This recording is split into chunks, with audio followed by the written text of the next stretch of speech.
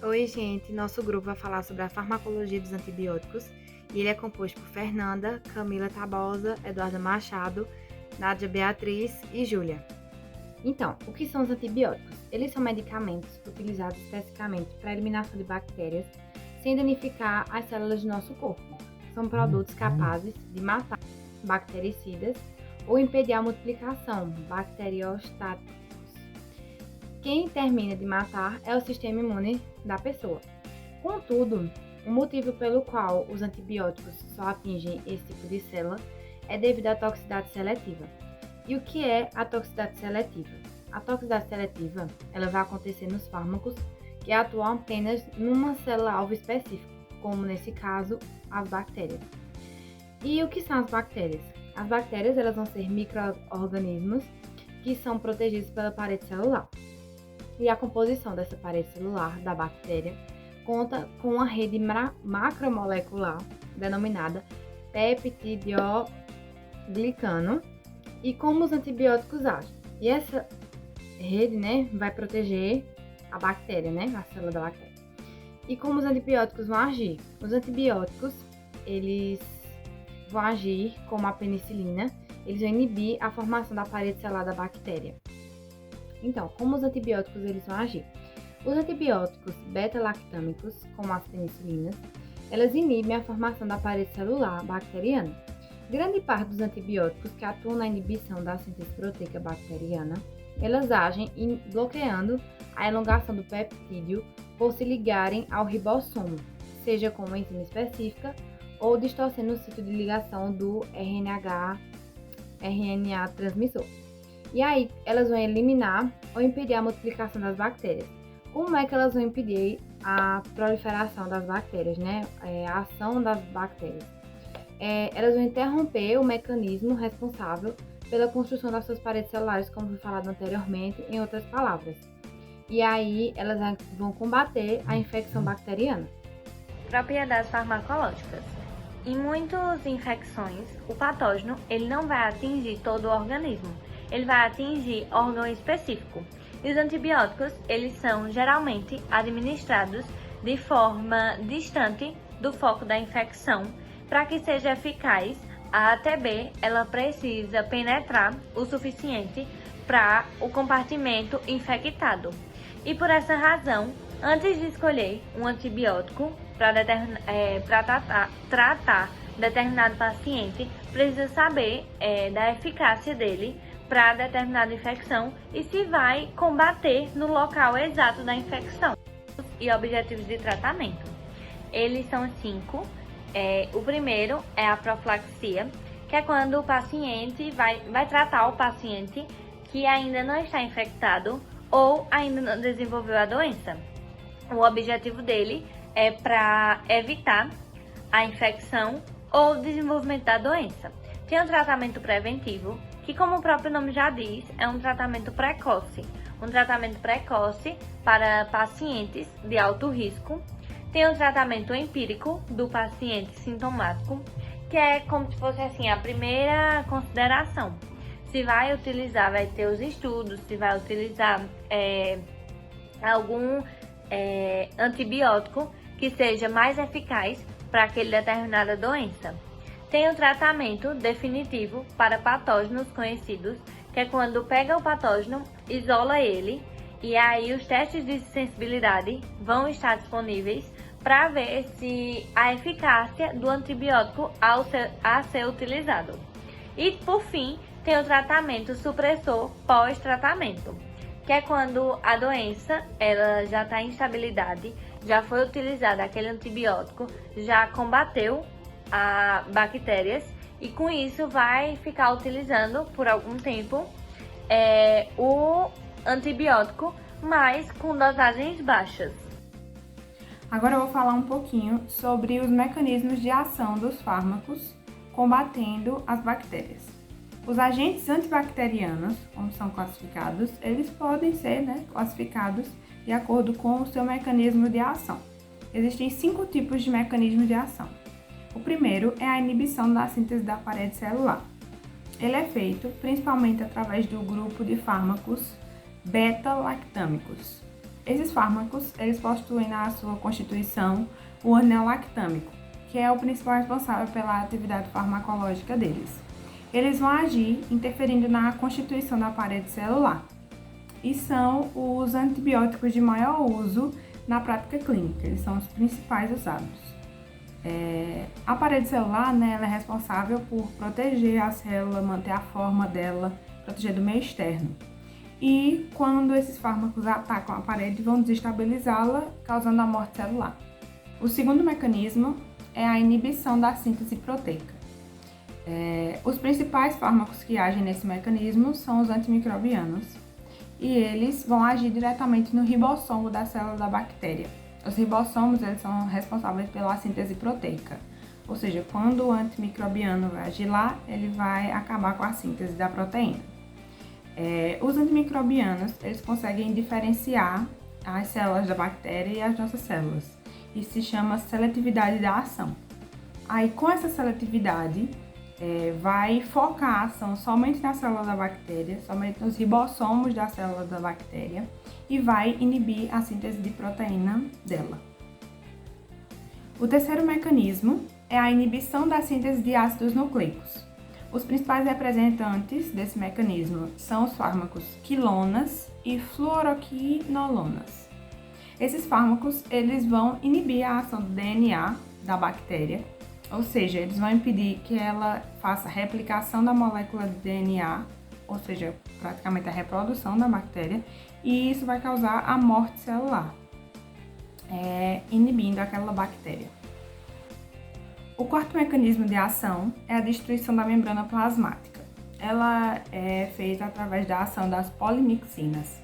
Essas polimixinas, elas vão causar a desestabilização da membrana da célula da bactéria, porque elas vão agir interferindo nos lipopolissacarídeos que estão presentes nessa membrana e vai retirar o cálcio e o magnésio da membrana, que vai causar o aumento da permeabilidade. Com o aumento da permeabilidade, vai entrar mais água dentro do meio celular da bactéria e vai causar a morte celular. O quinto e último mecanismo de ação é a inibição da síntese do folato. Fazem parte, da classe desse mecanismo de ação as sulfonamidas e a trimetoprima. A maioria das bactérias, elas são impermeáveis ao folato e não conseguem adquirir ele do meio externo, ou seja, elas têm que sintetizar ele. Esse mecanismo de ação, ele vai agir na junção de enzimas e ácidos que são responsáveis por sintetizar o folato, impedindo a síntese desse ácido. O que vai ocasionar, a morte celular também. Vai ocasionar uma bacteriostática. Esse mecanismo de ação, ele também possui a seletividade da ação, ou seja, não vai atacar as células do nosso próprio corpo, mas só a célula da bactéria. Quando a gente fala da farmacodinâmica relacionada aos antibióticos, a gente vai ter duas classificações: o tempo e a concentração. Quando a gente fala relacionada ao tempo, vão ser aqueles antibióticos que vão ter sua ação regida diretamente pelo tempo de exposição das bactérias à sua concentração. E aí, a ação desses antibióticos, elas vão independer dos níveis de concentração, mas depender diretamente pelo tempo de permanência da concentração desse antibiótico acima da concentração inibitória daquele micro-organismo. Isso porque esse tipo de antibiótico, ele vai ter sua ação de fora para dentro. Então, quanto maior o tempo de exposição da bactéria à concentração daquele antibiótico, maior vai ser a eficácia dele. E aí vão ser os antibióticos que duram de 7 a 10 dias. E quando a gente fala da concentração, vão ser aqueles antibióticos que vão exibir propriedades de destruição à bactéria em função totalmente da sua concentração. Então, quanto maior a concentração daquele antibiótico, mais rápida vai ser a erradicação daquele patógeno. E aí vão ser os antibióticos que duram de 1 a 3 dias. Como provavelmente vocês já ouviram falar várias vezes, as pessoas dizendo não pode tomar antibiótico assim, tem que ter muito cuidado com o antibiótico, senão as bactérias criam resistência, o nosso corpo cria resistência. Então, isso é um fato. E como nós podemos evitar que essas bactérias criem resistência no nosso corpo? Eu coloquei alguns pontos aqui, que é: nunca use antibióticos sem indicação de um médico ou dentista, que são os profissionais capacitados para receitar esses medicamentos, pelo fato deles conhecerem a dinâmica do nosso corpo e conhecer a dinâmica dos medicamentos reagindo no nosso corpo. Use uma dose que foi prescrita, nem mais, nem menos que aquela dose necessária para aquela bactéria. Nunca pare o tratamento no meio, então quando for determinados dias de tratamento, tem que ser seguidos para que realmente aquela bactéria seja extinta do nosso corpo, seja, enfim, que o medicamento realmente reaja da forma com que ele tem que reagir. Não use antibiótico fora do prazo de validade, isso não só com antibiótico, mas também com todos os medicamentos, alimentos e etc. E evitar guardar sobras de antibióticos. Como eu falei anteriormente, geralmente eles vêm em doses corretas para aquele uso. Então, se sobrar, vai sobrar um pouco, menos do que o necessário. Enfim, nunca vai sobrar a dose correta para que o paciente deve usar. Então, evite guardar esses antibióticos para que quando você use, realmente seja a dose adequada. E agora, falando sobre os principais antibióticos, eu vou falar primeiro sobre a penicilina, que foi o primeiro antibiótico assim que surgiu e que deu origem a vários outros que são estruturalmente semelhantes. Inclusive eu trouxe alguns aqui, como a amoxicilina, que a gente escuta muito falar. Muitas pessoas já têm resistência a esse medicamento, a esse antibiótico, pelo fato de que ele já é muito usado, ele é muito antigo. Então, as pessoas já têm uma resistência a ele, mas ele ainda é usado para amidalite, caso de amidalite, sífilis e algumas outras doenças. E a amoxicilina, geralmente ela é usada em casos de amidalite. Agora, falando um pouco sobre as cefalosporinas, ela surgiu após as penicilinas e ela tem um mecanismo de ação muito semelhante. Ela vai ser usada para infecções, mas ela vai variar tanto de infecções mais graves, como em casos de meningite, etc., mas também para infecções de feridas da pele. E a partir dela também foram desenvolvidos outros antibióticos que têm estruturas semelhantes, assim como as penicilinas. Agora, falando um pouco sobre as quinolonas, elas são muito eficazes e muito usadas no tratamento de infecções relacionadas ao trato intestinal, como infecções urinárias, diarreias, e também é muito usada e eficaz no tratamento de pneumonias. E aqui embaixo eu trouxe alguns medicamentos que surgiram das quinolonas, que são, estruturalmente falando, eles são parecidos. Então, eu sempre estou trazendo assim, porque são medicamentos que geralmente nós já escutamos falar. Como eu trouxe anteriormente a amoxicilina, que é muito comum que a gente escute falar, e é bom que a gente conheça de onde eles vieram e para que eles servem, para que assim a gente faça essa associação. Agora, falando um pouco sobre os aminoglicosídeos, que são usados em casos de infecções graves, e justamente por isso não é comum que ele seja receitado para casa. Ele geralmente, na grande maioria, é usado em ambiente intra-hospitalar, ou seja, dentro do hospital, porque ele é receitado de forma intravenosa, ou seja, na veia. Então, por isso que tem que ser no hospital. E atualmente vieram surgindo algumas formulações de uso tópico, como colírios e etc. E aqui embaixo também eu trouxe algumas formulações, que é a amicacina.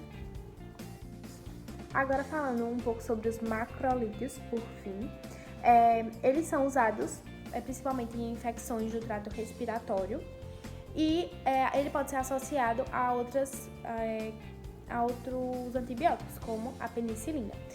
E quando associado, ele pode ser usado para tratar acne, clamídia ou outras doenças. E ele também pode ser substituído por pessoas que têm alergia à penicilina. Então, usando um macrolídeo puramente, só ele, sem as penicilinas, pode ser usado para pessoas que são alérgicas à penicilina, deu para entender, né? E um exemplo dele é o azitromicina, que a gente viu muito falar agora na pandemia, pelo fato do Covid-19 atingir as vias respiratórias, as pessoas estavam usando a azitromicina no tratamento da Covid-19.